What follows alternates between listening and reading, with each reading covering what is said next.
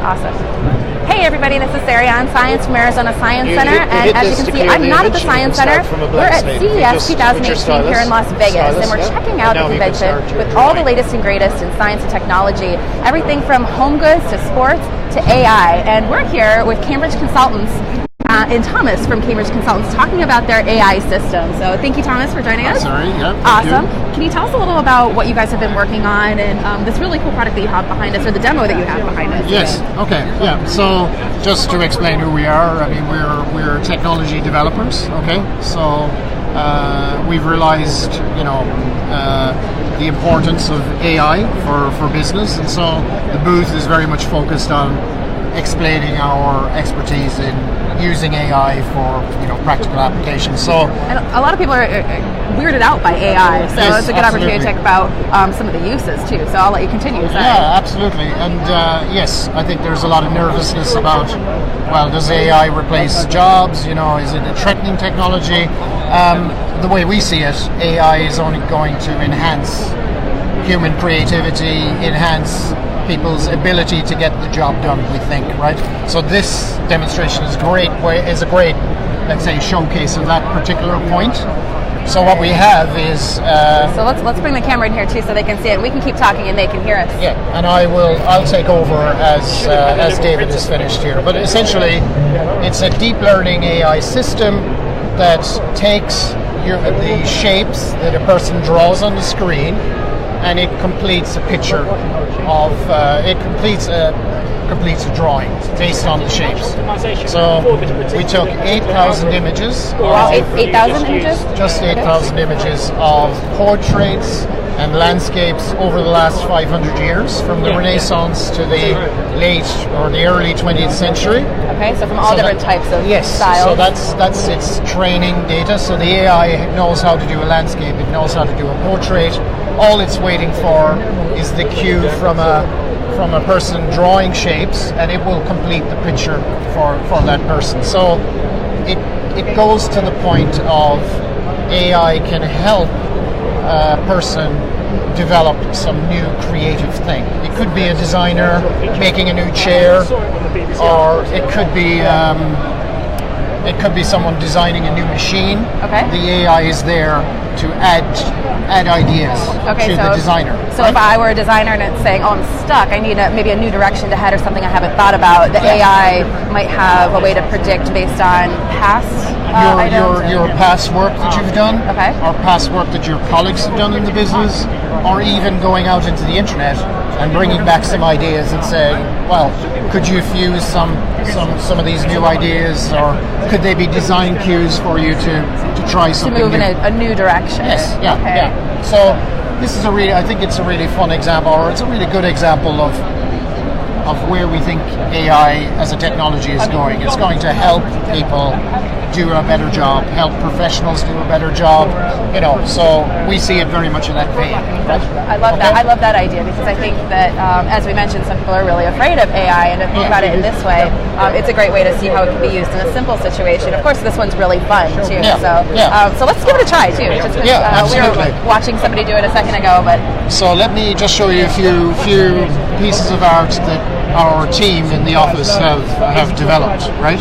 So this is a landscape someone has done. So your team developed the landscape here, and we're they just add sketched to it. exactly. Okay. So when I bring the stylus close, you can see the brush strokes that a person has added, right? So if I draw in another piece of landscape, let's say another mountain in the back, okay? Right. Now in real time, the AI system is interpreting the shapes I've drawn, and it's decided that what I've done is a mountain, okay? So I just as I'm adding shapes, it's going to interpret those. If I add the sun, for instance, okay? So it realizes, okay, perhaps it's a sun.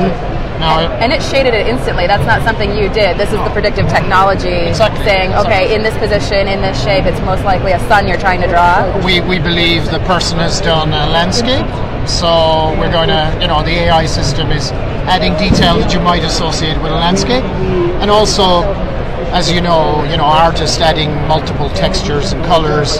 AI is filling in all that detail, and as I change things, if you watch what I do, so maybe I draw. I'm going to get rid of some detail. and the AI is able to cope with that as well, right? So I'm removing detail. Okay, so in this system you can actually remove some things too, not just add. Exactly, and it might change the picture, right? So I'm removing detail to add some new features. And I'm not sure if you can see in the video too, even the color and shading changes. In real time. Yeah. So it's for us it's a very fun thing to do with the show because it really gives people who interact with the demo a feeling for the power that AI can bring, No, that's great. And again, it's fun, and I'm watching as it changes. So all the information it's pulling from, knowing that you're drawing a house and starting to shade it in different ways too, and in a particular style. Yeah, and it keeps with the style.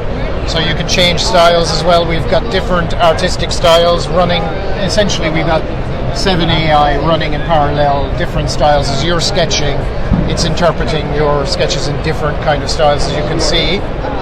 Okay. So what it might look like as a paper as a charcoal sketch.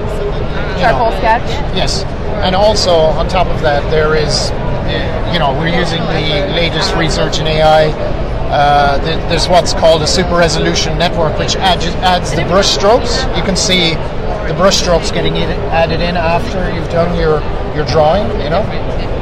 So as I change the painting, the final step is another AI just adding brush strokes and stuff like that. So seamlessly adding it into that style again. Exactly.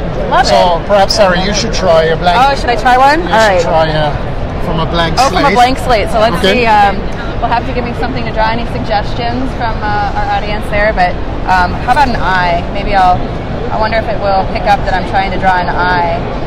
Maybe a dragon eye. I can't draw, so you all will have to judge me here. Well, the AI is here to help you guide me. The training data that we used is really it's landscapes, it's portraits. So modern technology, for instance, it doesn't have any training, so it doesn't have any insight into that. So I don't even know what I'm doing at this point, other than this is becoming very abstract here. It is really good. Yeah. So let's see if it will connect it, because I know that. Just because you all don't know this, but I know from talking to them, we have to connect the shapes. That's correct. Yeah. If you connect the shapes, AI then is able to try and decide what it looks like. I don't know. I guess it's kind of a happy dragon now. It's pretty good, right? So you can see now, right? It's added all of the detail in. I love this. And you can try a different style if you think one of the other AIs might give you some better ideas, right? I think that's very much in the Picasso mode. It is. It's not anything in particular, but maybe I'll draw over here and maybe I'll try to build a house now like we did before and see if it picks up on top of everything that it's a house. As you pick up shapes, right, it does. It's not going to be beautiful anymore. There's no more abstractness to it if I build a house. Let's see if it picks it up at all. Hey, well, there's definitely a roof and a chimney on my little house there next to my giant overseeing eyeball. Well, why don't we try, there is a really, I think it's 5, so I'm just going to try a flower. I, like you, Sari, are not experienced I am not an artist in any way, shape, or form. So, oh, but that's a pretty good flower that you have. Right, so we're just drawing I'm going to do another one in a minute, so let's see if it picks out the shapes. So the shapes drive the AI to fill in the detail. Okay, so now there we go. It's a respectable looking flower. That is a respectable flower with leaves, no less. Yeah. So we can do another one perhaps over here. So as I said, it's really fun. And I like it almost changes the mood too, depending on. I don't know if that's in the predictive software with the AI at all, but with the flowers, it seems, in my artistic opinion, seems to change the mood a little bit too based on the color. Yeah, absolutely, yeah. Oh, now we have a meadow of flowers, but you still got the ground, and it seems like sky above it almost.